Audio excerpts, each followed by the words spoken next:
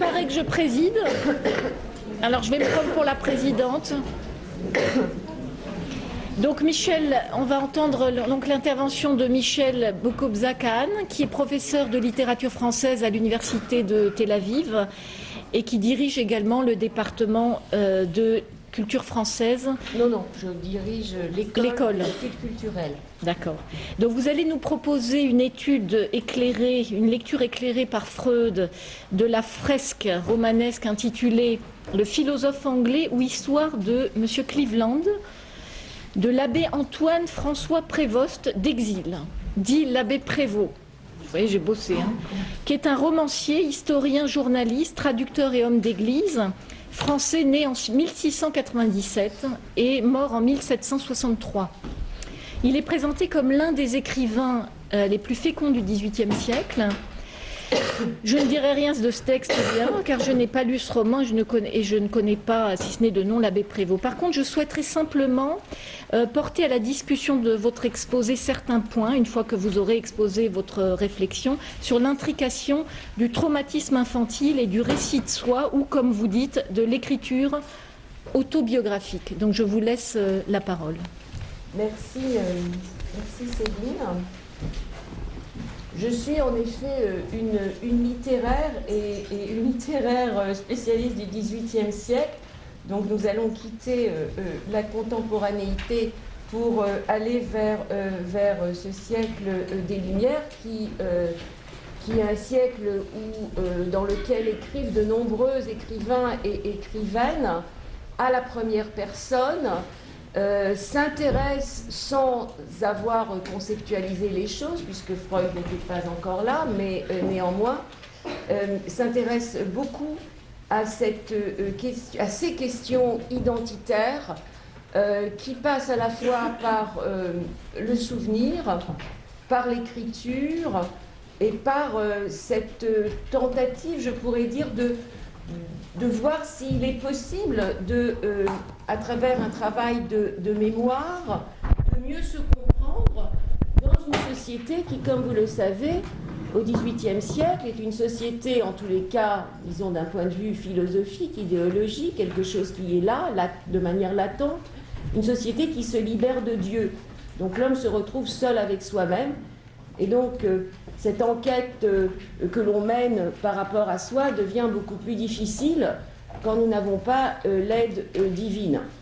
Plus difficile, mais peut-être quand même plus intéressant. Donc Prévost, en effet, est un grand romancier. On le connaît aujourd'hui peut-être grâce à Manon Lescaut, mais ses autres romans de grandes fresques très longues sont peu connus, si ce n'est par les 18e. Mais en effet, sa grandeur et sa spécificité résident justement dans cette finesse et cette subtilité qu'il a de s'interroger sur la psyché humaine. Et j'ai choisi en effet le philosophe anglais ou histoire de M. Cleveland pour les raisons que je vais vous développer ici. Donc ce roman écrit en deux temps, entre 1731 et 1732 pour les 4 premiers tomes, 1738 et 1739 pour les 4 derniers, récit d'une ampleur considérable qui est considéré avec la Nouvelle Héloïse de Rousseau comme la première fresque moderne, épopée moderne de la littérature occidentale. Prévost y raconte les aventures d'un personnage fictif, Cleveland, fils naturel d'un personnage historique, Cromwell, et ce père dont il ignorait l'existence jusqu'à l'âge de 7-8 ans et qu'il ne rencontre que 2 fois dans sa vie, éveille en lui des sentiments d'horreur et de fierté. Je voudrais rajouter juste que nous sommes dans un espace romanesque. Donc je ne vais pas parler de Prévost, je vais évoquer Prévost bien sûr, puisque c'est lui, avec sa finesse, son ironie et son talent qu'il écrit ce roman, mais je suis dans un espace romanesque. Donc il ignore... attendez, là j'essaye de me retrouver avec ça. Ah. Dès que je veux. Comment? Dès que je sais. Ben, j'essaye de faire passer le...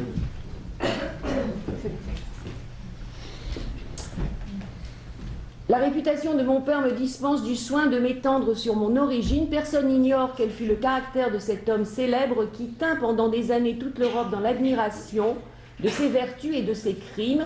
L'histoire balance encore dans quel rang elle doit placer son nom et s'il faut le compter parmi les héros ou parmi les scélérats. C'est cette présentation qu'il fait au tout début de ce roman.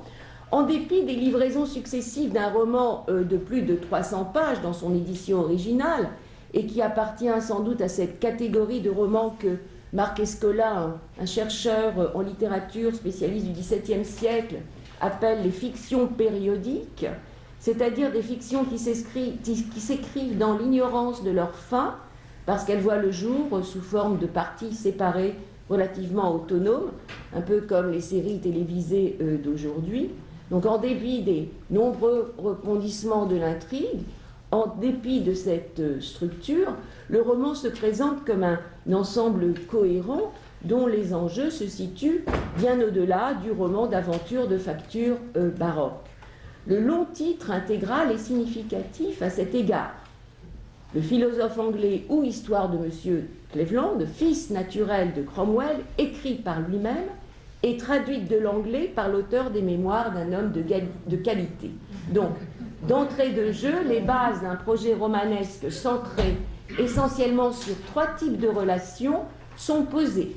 La première partie du titre concerne les origines familiales, le rapport père-fils, le thème de la bâtardise, amplifié et dramatisé par le héros et par la suite dans l'histoire par ses doubles.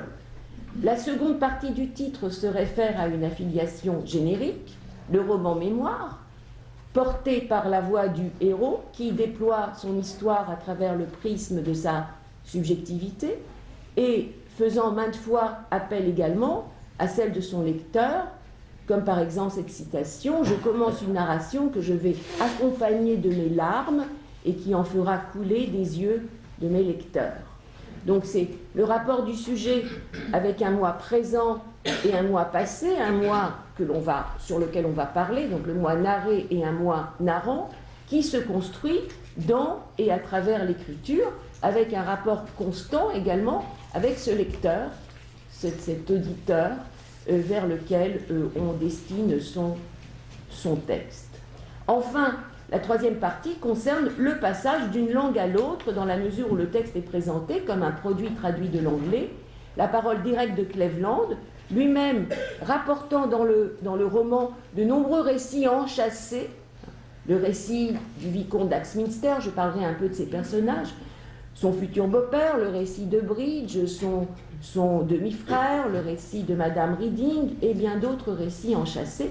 Donc cette parole directe est retravaillée par celle du narrateur du récit cadre, Renoncourt, l'homme de qualité, qui est lui-même le héros premier d'un autre roman de Prévost intitulé « Mémoire d'un homme de qualité », publié entre 1728 et 1731.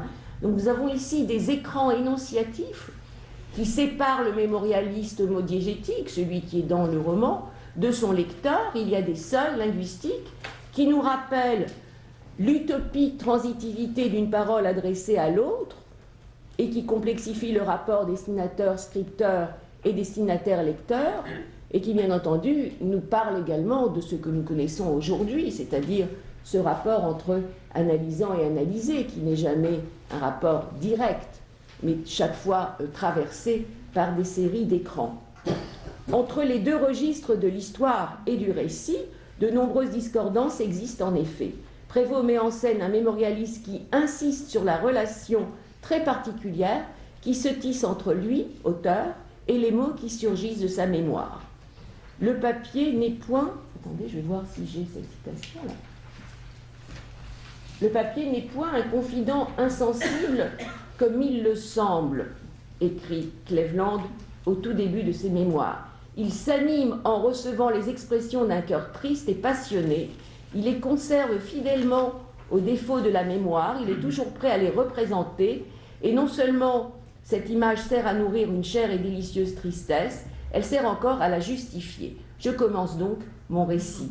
La performance narrative d'un héros frappé par le mauvais sort est mise en exergue ici comme pour mieux préparer le lecteur au récit d'une voix singulière et sensible qui cherche moins à livrer un témoignage authentique qu'à mener une enquête personnelle sur le devenir de son moi et suivre une forme de cure thérapeutique. Le récit trahit bien souvent d'ailleurs le fil chronologique des événements pour plonger dans l'univers des émotions et des sentiments qui agitent non pas tant le personnage, mais le narrateur, celui qui écrit. Et à cet égard, le marquis de Sade, qui était un excellent lecteur, fait preuve de perspicacité quand il compare Prévost à un Richardson français. Pour ceux qui ne connaissent peut-être peu Richardson, c'est un romancier anglais du XVIIIe siècle, mais ce Richardson français existe avant le Richardson anglais, puisque Prévost écrit son Cleveland 2 décennies avant la traduction de Clarisse Harlowe, qui a été d'ailleurs traduite par Prévost, et quelques 30 ans avant la Nouvelle Héloïse. Nous avons ici donc Prévost qui inaugure en fait le projet esthétique d'une écriture au présent, dans le sens qu'il faut donner à un récit le long duquel le narrateur, pleinement conscient du travail psychique qui s'accomplit à travers sa prise de parole, finalement s'occupe essentiellement de ce processus-là, de l'écriture, plutôt que de cette intrigue qu'il développe au fil des pages. Et en décrivant par exemple le sentiment de détresse qu'il avait éprouvé à l'annonce donc du décès du vicomte d'Axminster, qui est son beau-père et son père adoptif, il exprime de fait l'état émotif dans lequel il se trouve en se remémorant l'expérience passée. Il se focalise donc sur le présent de la narration et décrit les effets de l'écriture sur son moi narrant, et en retour, ce que ces effets-là peuvent avoir comme conséquence sur la manière d'écrire du mémorialiste. Donc c'est un très beau passage que je vais vous lire. Non, attendez, c'est pas ça. Je ne sais quel triste plaisir je trouve à mesure que j'avance dans cette histoire, à m'interrompre moi-même et à prévenir comme je fais mes lecteurs sur ce qui me reste à leur raconter. Chaque événement de ma vie n'a-t-il pas de quoi les attacher par des singularités touchantes? Et l'un a-t-il besoin du secours de l'autre pour se faire lire avec quelque attention? Non, mais c'est le goût de ma tristesse que je consulte, bien plus que les règles de la narration, que les devoirs de l'historien. En quelque nombre que soient mes infortunes et quelle que soit leur diversité, elles agissent aujourd'hui tout à la fois sur mon cœur, et le sentiment qui m'en reste n'a point de la variété de sa cause. Ce n'est plus, si j'ose parler ainsi, qu'une masse uniforme de douleurs, dont le poids me presse et m'accable incessamment. Je voudrais donc, si cela était possible à ma plume, réunir dans un seul trait toutes mes tristes aventures, comme leur effet se réunit dans le fond de mon âme. On jugerait bien mieux de ce qui s'y passe. L'ordre me gêne. Voyons donc l'écriture prévostienne qui privilégie l'état présent du narrateur, condamné à une mélancolie latente, bien après les événements racontés. Et les souvenirs mis sur le papier sont autant de traces qui, loin de libérer le sujet de ses angoisses passées, hantent durablement son imaginaire. La reconnaissance de la malédiction prénatale, le fait de la formuler, ne permet pas de s'en délivrer. Et son demi-frère, Bridge, qui va apparaître aussi très vite dans le roman, et qui, lui, contrairement à Cleveland, a voulu voir son père, en espérant obtenir de lui soutien et reconnaissance, lui aussi dit que ce poids d'une malédiction a frappé tous les fils de Cromwell. Nous sommes nés du même père, nous portons le châtiment de ses crimes. Et là, il y a bien sûr l'écho des paroles de Cleveland, qui n'arrête pas de se présenter tout le long du roman comme le plus malheureux des hommes. Il y a donc un traumatisme infantile qui est longuement décrit dans la première partie du roman, dont l'impact demeure suffisamment fort pour mettre en rapport cette genèse calamiteuse avec les actes dévastateurs, répétitifs et quasi incontrôlables du personnage. Des actes qui construisent l'intrigue et qui sont remémorés par le narrateur. Et ce traumatisme d'enfant permet de les appréhender comme des signes d'une résistance qui se durcit au fur et à mesure que le personnage narrant s'engage dans les labyrinthes obscurs de la pensée du personnage narré. C'est-à-dire que, au fur et à mesure où le personnage qui, normalement, est revenu et surplombe en quelque sorte l'histoire de sa vie et est prêt à la raconter, au fur et à mesure qu'il raconte cette histoire, donc il retrouve les chemins qu'a traversé le personnage narré, sa propre disposition d'esprit, son propre état psychique devient de plus en plus dur. Et Cleveland, et nous avons toutes sortes de passages dans lesquels ce processus-là apparaît. Comme par exemple celui que je vais vous lire tout de suite. « J'évite moi-même, dit Cleveland à sa belle-sœur Angélique, donc femme de Bridge, j'évite moi-même avec soin de tourner mes propres yeux sur ce qui se passe au-dedans de moi.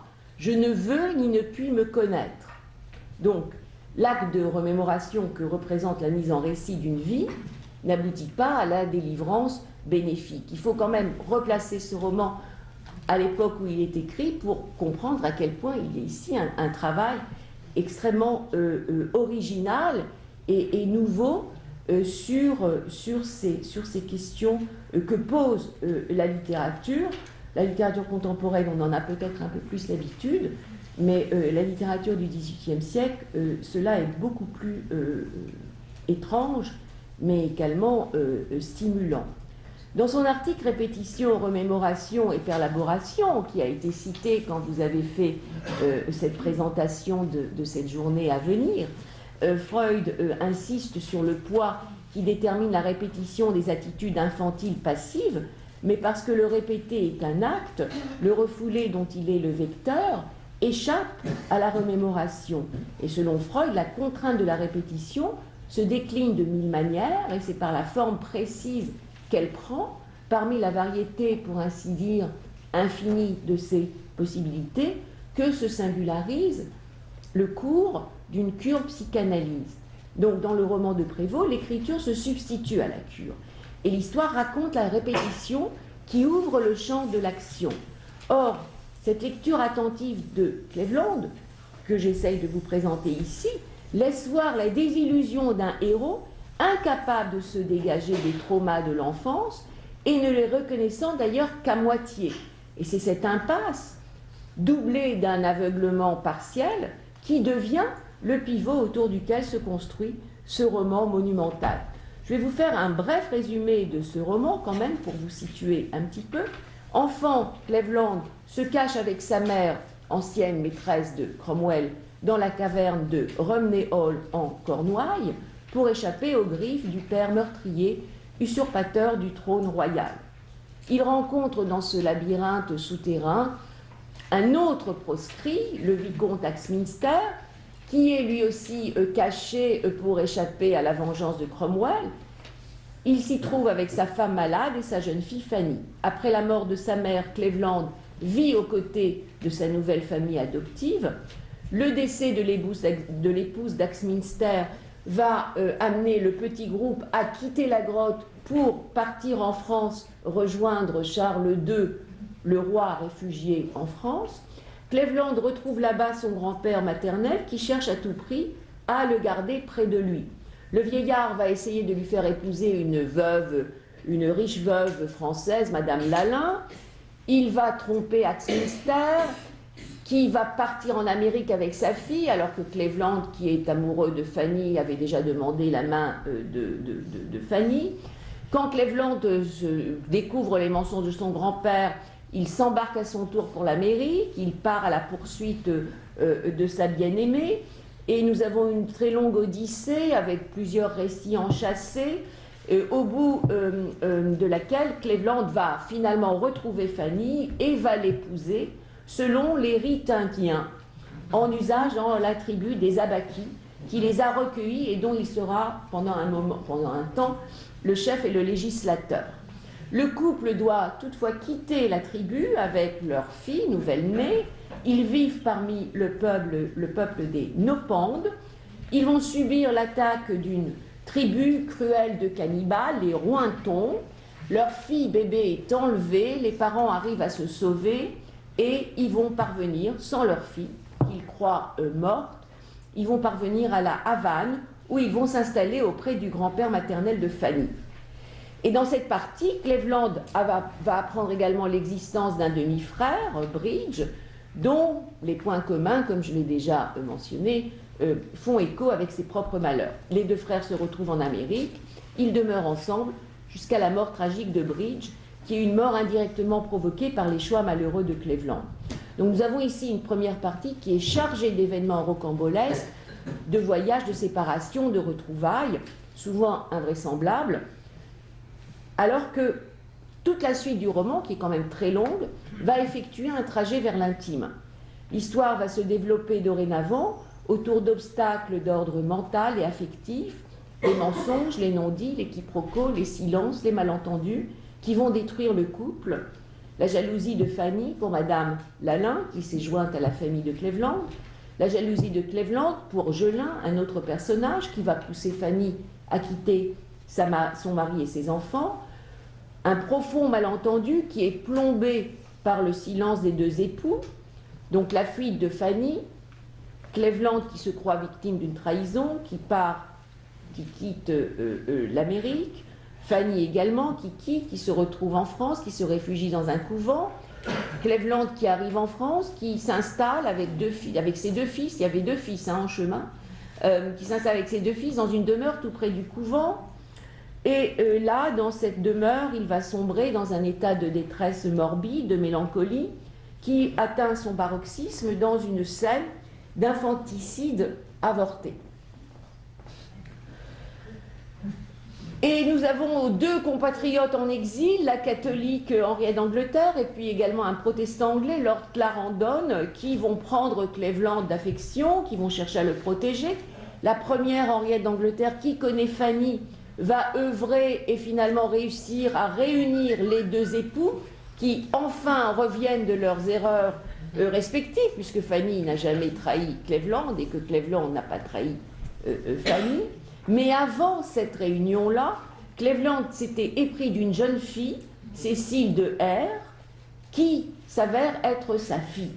Donc, celle que vous croyez tuée par les cannibales. Donc, double retournement de situation qui recompose la famille. Oui, on a beaucoup d'imagination. Cette fois recentrée sur le père, la mère et la fille.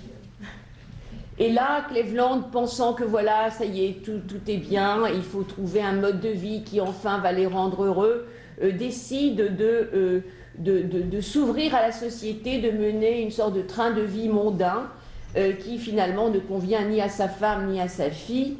La jeune fille Cécile, importunée par des prétendants indiscrets, qui est quand même incapable de surmonter véritablement cet amour incestueux qu'elle avait pour ce père, va se laisser mourir et Cleveland repart en Angleterre avec Fanny, le cercueil de Cécile, ses deux fils, et c'est là, en Angleterre, qu'il va écrire sa mémoire. Bon. Alors, ça c'est résumé très bref de 3 minutes. Quand il rapporte l'histoire de son enfance, Cleveland consacre plusieurs pages pour évoquer ses souvenirs. Et c'est une chose peu fréquente dans les romans de l'époque, qui généralement commencent l'histoire de leur héros à l'âge de 17 ans, avec cette entrée dans le monde que l'on connaît bien, surtout dans les romans libertins. Donc il nous parle beaucoup de l'enfance, une enfance passée dans le silence et la solitude, en compagnie d'une mère qui fait également office de père, dans le rôle de précepteur exigeant. Vous voyez, c'est-à-dire j'ai parlé jusqu'à présent du père et de la malédiction paternelle, et finalement on en revient toujours à la mère. Cette mère partage avec son fils des lectures qui forment l'esprit de l'enfant, le façonnent, lui dictent d'une certaine manière comment envisager l'existence humaine. Et bien sûr, Prévost schématise un peu ironiquement cette éducation de la mère qui cherche à inculquer à son fils ce principe, éradiquer les passions pour atteindre le bonheur. Formule qui est assimilée par un élève obéissant dont les choix affectifs, psychologiques et moraux ultérieurs seront déterminés par cette vision des choses. Et plus tard dans le roman, le fantasme du livre confident tenant la place de l'ami intime, renvoie à l'enfance passée au milieu d'ouvrages de philosophie qui ont su consoler la mère de Cleveland et son fils, mais également imprégner ou imprimer quelque chose de fondamentalement pathologique dans l'esprit de l'enfant. Nous avons, et je voudrais vous lire cette... voilà la description de l'éducation que suit Cleveland enfant, donc à peine âgé de 5, même pas, 4-5 ans. Je ne suis pas plus sortie des ténèbres de l'enfance qu'elle entreprit, donc sa mère, de me former elle-même, l'esprit et les mœurs, sans avoir recours aux leçons des maîtres ordinaires.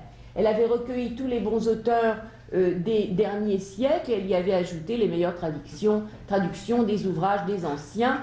Le principal objet de son étude avait été la philosophie morale. Je n'avais guère plus de 7 ou 8 ans lorsqu'elle commença à m'inspirer le goût de ce qu'elle aimait si chèrement. Elle me trouva d'heureuses dispositions, ou plutôt elle m'en communiqua par l'assiduité de ses soins et la réception continuelle de ses maximes. Je passe quelques lignes, je savais lire lorsque le commun des enfants commence à parler, et je vous laisse continuer la citation. Donc nous avons ici un projet pédagogique maternel, une mise en pratique qui laisse voir des perspectives d'endoctrinement et d'oppression mentale qui sont quand même assez effrayantes. Il écrit également « L'occupation de mes premières années fut donc une simple imitation des études de ma mère ». Et le narrateur évoque également que le rêve, justement, quand on rêve, souvent, les signifiants qui sont donnés dans le rêve sont souvent des signifiants anagramiques. C'est-à-dire c'est des mots souvent disposés différemment. Enfin, je veux dire, les lettres sont disposées différemment dans un même mot et renvoient à d'autres sens. C'est une façon de refaire de l'ordre dans la nuit. Oui, tout à fait. Quand il parle de l'ordre homogène, c'est aussi pour souligner, mais pour souligner... Alors, il reste quand même assez traditionnel, il va retrouver quand même cet ordre chronologique des événements, mais c'est comme si qu'il essayait, il soulignait cette... Finalement, j'écris pour écrire, je n'écris pas pour raconter l'histoire, c'est dans cette écriture, dans cette inscription de mots sur le papier vit, il le dit, enfin, le papier n'est pas simplement un outil insensible que j'utilise pour pouvoir faire quelque chose. C'est dans cet acte, dans ce processus d'écriture que la chose m'arrive. Donc dans ce sens, l'ordre diégétique le gêne, mais en même temps, il suit quand même un ordre. On est encore dans quelque chose de très traditionnel hein, dans ce roman. Mais en effet, vous avez raison de souligner cette phrase. Faudrait peut-être, oui, il faudrait creuser ça un peu plus encore. L'ordre homogène. J'ai une remarque qui, je ne sais pas si je peux en faire une question, mais ça va un peu dans le même sens que le propos de Céline. J'avais pensé, tout en vous écoutant, à une phrase prononcée ici par un psychanalyste qui commentait, je ne sais plus, un texte écrit par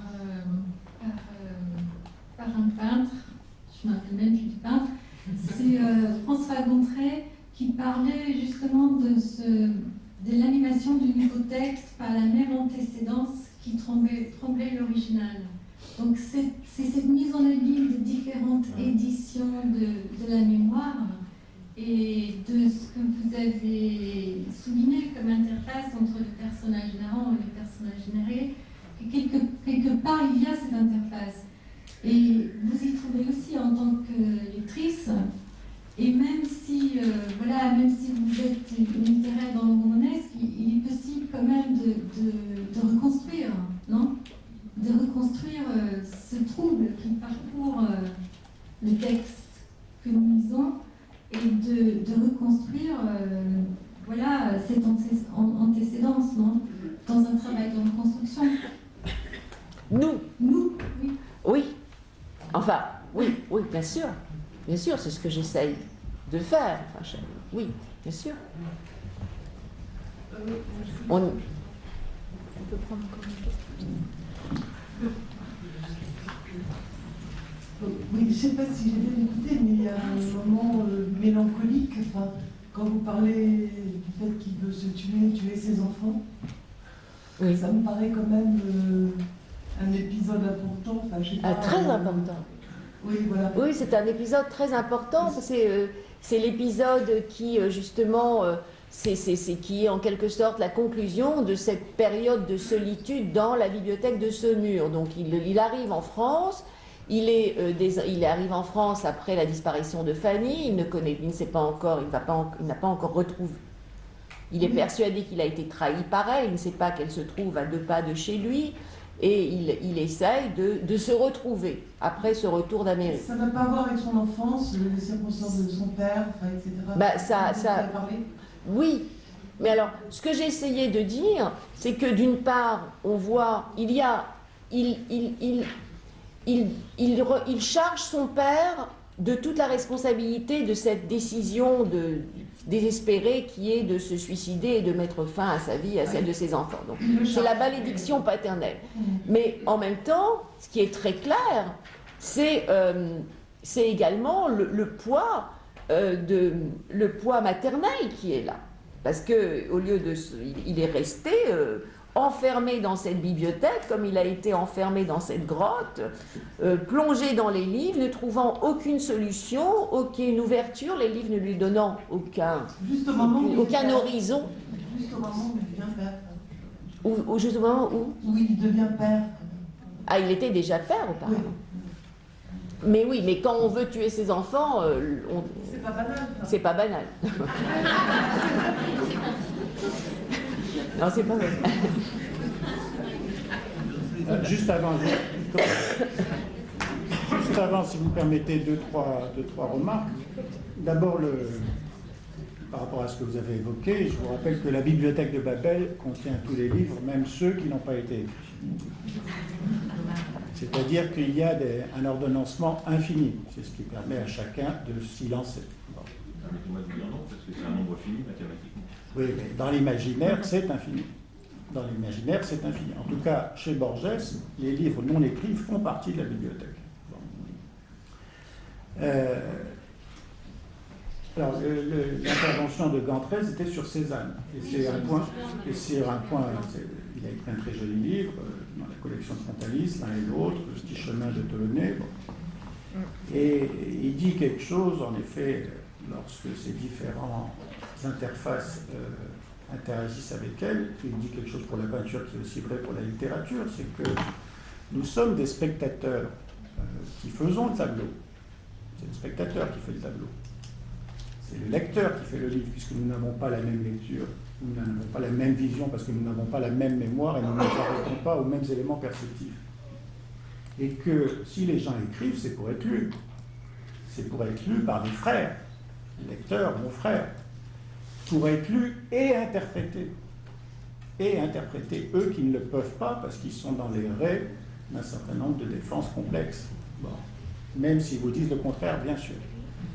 Et que tous les artistes ne savent pas ce qu'ils font, même s'ils le savent très consciemment. Mais c'est vrai qu'il y a un certain nombre de choses qu'ils ne savent pas, et que c'est à nous, c'est d'ailleurs pourquoi on est là, de les commémorer en leur disant un certain nombre de choses. Parce que c'est le combat ici à Babel entre les littéraires et les psys. Et il n'y a pas de raison de l'éviter, hein, parce que Babel est le centre de la dispute, au sens évidemment noble du terme. Est-ce que vraiment vous connaissez un roman ou une œuvre qui ne soit pas autobiographique? Ça n'existe pas. Même les mathématiques ont une logique, la psychologie aussi, ça n'est pas possible, puisque c'est vous qui le faites. Et votre imaginaire a les mêmes structures neurologiques, quand vous développez votre imaginaire, c'est les mêmes structures neurologiques que celles qui se mettent en marche lorsque vous pensez. Donc il n'y a pas d'œuvre qui ne soit pas autobiographique, surtout celle où le sujet vous dit que maintenant je vais vous dire la vérité sans vous la dire. Donc l'œuvre est autobiographique. Alors après, est-ce que vous prenez le parti, qui est ici un parti, un postulat, ensuite ça se discute, mais qui est vraiment un postulat fort, qui est que nous pensons, si on se réunit ici une fois par mois, que d'accorder la biographie de l'auteur avec son œuvre amène à un surcroît de savoir, un surcroît de plaisir et un surcroît de fraternité. Je ne vois pas comment on peut comprendre ce qui se passe pour Georges Perec si on ne connaît pas sa biographie. Ce n'est pas possible. Une fois que vous la connaissez, vous accédez à des niveaux affectifs de troubles, de douleurs extrêmement importants. À Pandora, on est d'accord. Hein. Ensuite, sur la question fondamentale de l'ordre, ce qu'a dit Perec, toujours avec son ironie, il dit, de mémoire, il dit pensée classée.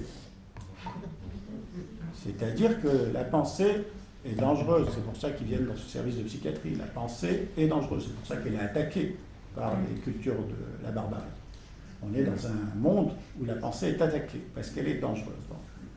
Donc il faut tout de suite la classer, l'ordonnancer, la rentrer dans une case, une catégorie, etc. Comme ça elle est bien enfermée, il n'y a pas de liberté. Bon. Et ensuite, on ne lit pas pour se libérer. On choisit son auteur, son livre, plus ou moins de manière importante, pour se retrouver. L'œuvre est un miroir qui se balade le long du chemin, Stendhal. Bon. Et la question de l'œuvre miroir, elle est constante. Bon. Après qu'on puisse voir des lignes de fuite, par rapport à une ligne de suite, oui, et puis ensuite elle se rejoint ou pas. Mais ce que dit Perec, c'est, de mémoire, pensée classée, pensée clamsée. Et juste après, il met clapé sensé. Bon, et après j'ai oublié. Et ça dure comme ça, bon. C'est-à-dire c'est une lutte incessante entre, et c'est ça qui est touchant, enfin pour nous psychanalystes, les écrivains, les artistes sont ceux qui osent entrer en contact avec leur introspection, beaucoup plus que nous qui théorisons, d'accord? Ils osent, et je le répète, à leur corps coûtant. Enfin, qu'est-ce qu'ils en bavent, hein? Bon.